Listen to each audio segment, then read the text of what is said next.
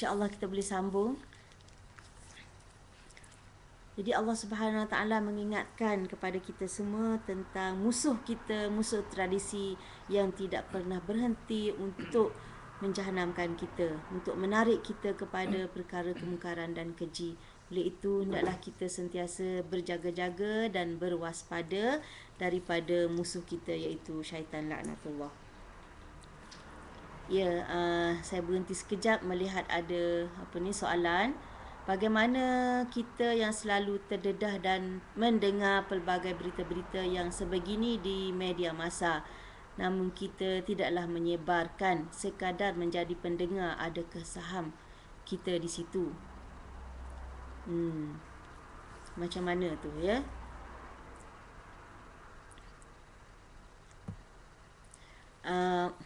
Pada saya, kita tanggungjawab kita sebagaimana yang disebut oleh Nabi sallallahu alaihi wasallam lah. Kalau kita melihat kemungkaran, cegah dengan tangan. Kalau tak mampu, dengan lidah. Kalau tak mampu, dengan hati. Dan itulah selemah-lemah iman. Jadi apa yang kemungkaran yang tersebar itu, kalau kita mampu untuk mencegah, menghentikan dengan kita orang kata tarik balik permit dia, itulah yang sebaik-baiknya. Tapi kita tak mampulah berbuat demikian. Jadi mungkin kita boleh menolak dengan kita menulis kembali, dan membetulkan apa yang salah dan sebagainya. Kalau itu pun kita tak mampu, kita tak redalah dengan apa yang disebarkan itu, dan berazam untuk merubahnya apabila kita mempunyai kemampuan, insya-Allah.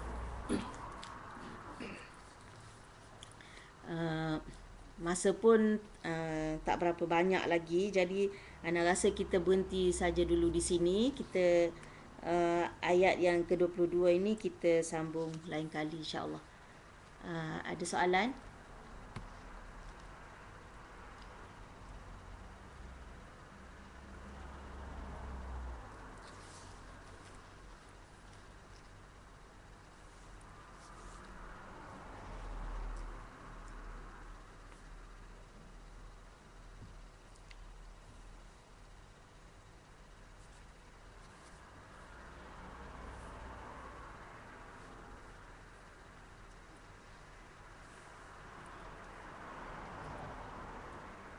Tak ada yang nak bertanya ya? Kalau tak ada, ana sambung sajalah, insya-Allah. Ayat yang ke-22, wala ya'tali ulul fadli minkum was-sa'ati an yu'tu ulil qurba wal masakin wal muhajirin fi sabilillah wal ya'fu wal yasfahu ala tuhibbuna an yaghfirallahu lakum wallahu ghafurur rahim. Maksudnya, dan janganlah orang-orang yang mempunyai kelebihan dan kelapangan di antara kamu bersumpah bahawa mereka tidak akan memberi bantuan kepada kaum kerabatnya, orang-orang yang miskin dan orang-orang yang berhijrah pada Allah Ta'ala, dan hendaklah mereka memaafkan dan berlapang dada. Apakah kamu tidak ingin bahawa Allah mengampunimu, dan Allah adalah Maha Pengampun lagi Maha Penyayang?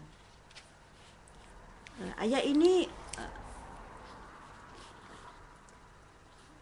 diturunkan kepada Abu Bakar radhiyallahu anhu, di mana apabila Abu Bakar mengetahui tentang apa yang dilakukan oleh Mistah, iaitu menyebarkan berita palsu tentang Aisyah radhiyallahu anha.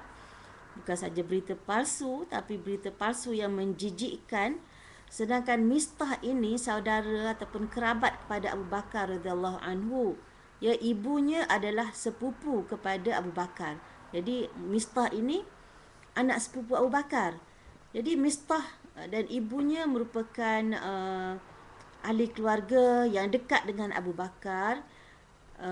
Dan Abu Bakar lah yang selama ini memberi nafkah kepada mereka sekeluarga kerana kemiskinan mereka. Jadi apabila Mistah, Abu Bakar mendapat tahu bahawa Mistah turut terlibat dalam menyebarkan fitnah terhadap Aisyah radhiyallahu anha, maka Abu Bakar bersumpah bahawa beliau tidak akan memberikan nafkah lagi kepada Mistah selama-lamanya. Jadi cuba kita bayangkan, patut atau tidak Abu Bakar bersumpah tidak akan memberikan nafkah lagi kepada Mistah. Kita bayangkan Abu Bakar sebagai seorang ayah. Anak kesayangannya yang dia tidak pernah tahu melakukan perbuatan yang jahat, ya, yang membesar di bawah naungan Islam, ya. Sejak dari kecil orang kata Aisyah celak-celak mata dah kenal Islam. Dan belum sempat Aisyah menjejaki usia remaja, dah dikahwinkan dan diletakkan di bawah didikan dan jagaan seorang manusia agung, Rasulullah sallallahu alaihi wasallam. Apakah terbayang di hati kita Aisyah ini akan melakukan perbuatan curang? Bayangkan, tiba-tiba ada orang yang hidupnya bergantung kepada Abu Bakar sampai hati menduduh Aisyah dengan tuduhan yang cukup keji. Jadi, kalaulah Abu Bakar luka hatinya dengan perbuatan Mistah itu, Mustah atau Mistah, ya, Ana lebih senang, lebih selesa sebut Mustah. Tapi dalam kitab ditulis baris Mistah. Jadi kalaulah Abu Bakar terluka hatinya dengan perbuatan Mistah itu dan bersumpah tidak akan memberikan nafkah lagi selepas ini, kita rasa memanglah patut. Kalau kita di tempat Abu Bakar pun, mungkin kita akan bersumpah dengan sumpah yang sama atau mungkin lebih teruk lagi daripada itu, mungkin halau, ya, jauh-jauh. Tapi Abu Bakar bersumpah tidak akan memberikan nafkah lagi kepada Mistah selama-lamanya. Tapi kita lihat bagaimana Allah Subhanahu Wa Taala mendidik umat Islam ini supaya berhati besar.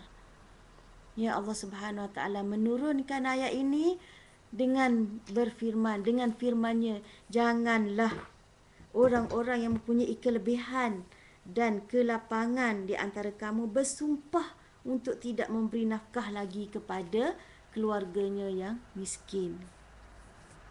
Jadi apa alasannya? Alasannya Allah Subhanahu Wa Taala berfirman, wal ya'fu wal yasfahu.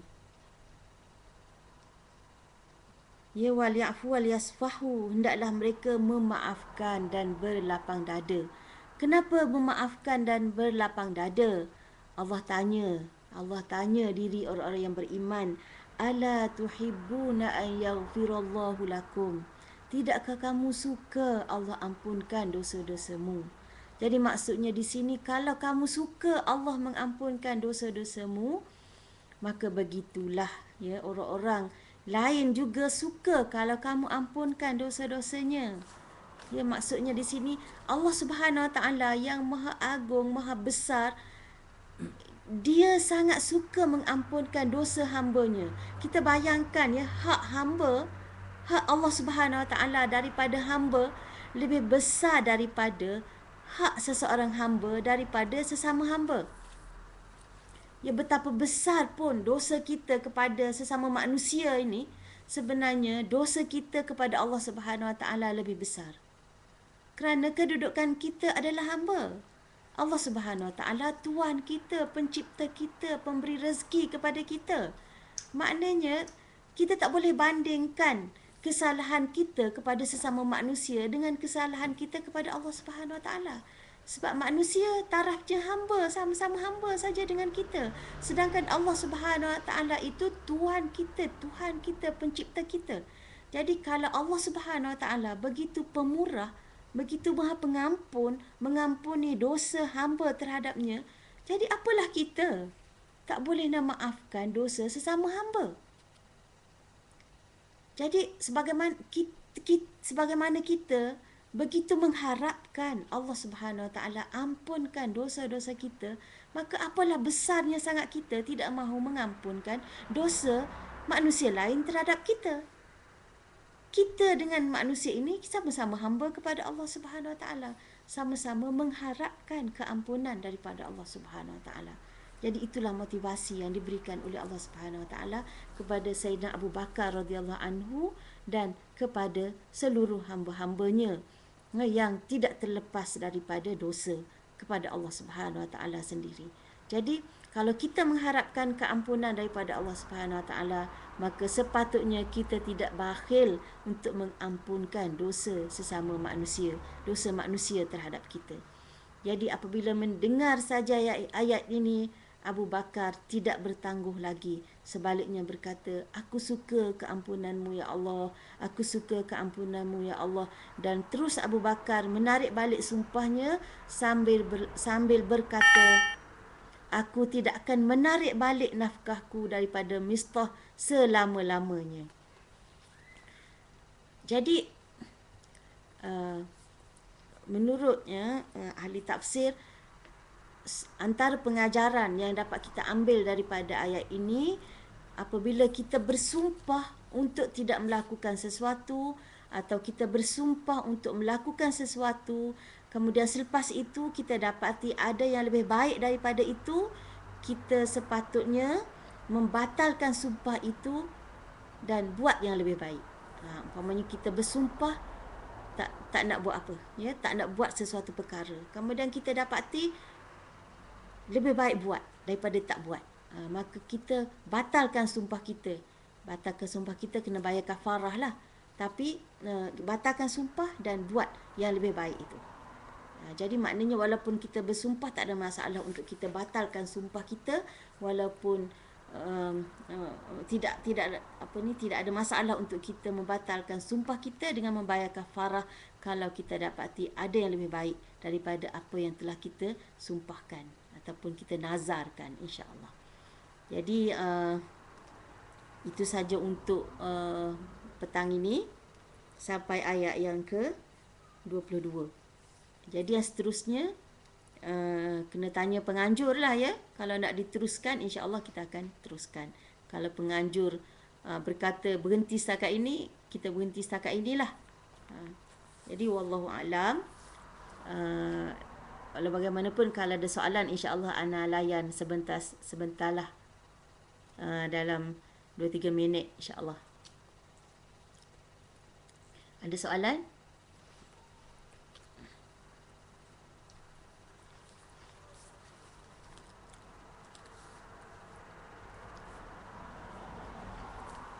Jangan dah ada soalan bila dah tutup, ya. Sekarang dah belum tutup lagi. Kafarah sumpah apa, Mak? Okey, ni ada soalan. Kafarah sumpah, ya. Bayar kafarah. Kafarah sumpah ini sama dengan kafarah nazar. Iaitu kita pilih antara merdekakan seorang hamba atau memberi makan kepada 10 orang miskin ataupun memberi pakaian kepada 10 orang miskin. Kita pilih antara salah satu daripada 3 itu. Kalau tidak mampu semuanya ketiga-tiga itu, maka kita berpuasa 3 hari. Ini puasa 3 hari ini apabila tidak mampu untuk melakukan salah satu daripada 3 perkara tadi, iaitu merdekakan seorang hamba, memberi makan kepada 10 orang miskin atau memberi pakaian kepada 10 orang miskin.